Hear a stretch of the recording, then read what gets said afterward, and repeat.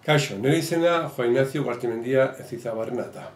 Eta Euskal Herriko Unibertsitateko Jean Monnet katedra baten titularra naiz.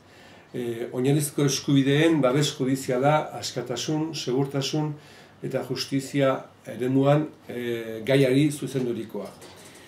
Hitz gutxitan katedraren edukia azaldu nahi nizueke, edukia eta ezaugarri nagusiak. Jakina den bezala, Europar Batasuneko helburu nagusienetako bat, bere herritarrei askatasun, segurtasun eta justizia eremu bat eskaintzea da. Nun pertsonen zirkulazio askea bermatuko den, eta baita ere pertsonen segurtasuna eta babesa bermatuta egongo diren. Eremu edo esparru horren konfigurazioa politika amankomun batzuk garatzetik pasatzen da.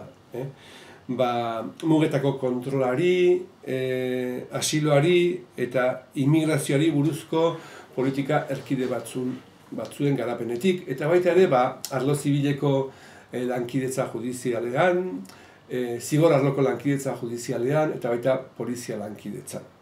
Kontua da, Batasuneko hitzarmenetatiken jariatzen den bezala, politika horiek garatzerakoan, bai Europar Batasuneko erakundeek eta baita estatuek ere derrigorrez oinarrizko eskubideak errespetatu beharra dauzkate.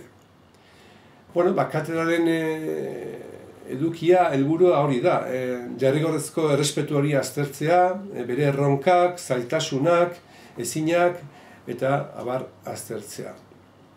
Eta baita ere, orokorrean, Europar Batasuneko oinarrizko eskubideen aintzatespena eta berme jurisdizionalen funtzionamendua.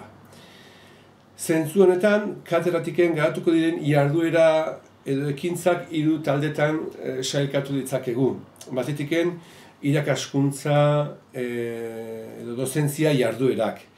Eta hemen, daude batetiken graduko eta masterreko eta tesi zuzendaritzako ohiko jarduerak, eta bestetiken, katedrako gaiari bereziki zuzenduriko kurtso batzuk garatzea.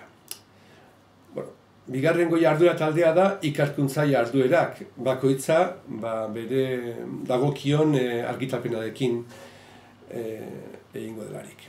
Eta hirugarrenik daude, azkenik, zabalkuntza eta difusio jarduerak. Nola, udako kurtsoak, mintegiak, jardunaldiak, webinars eta workshopak eta abar.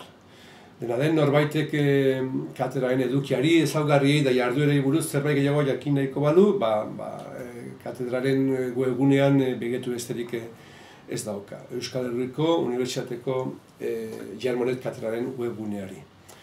Eskerrik asko eta ondo izan.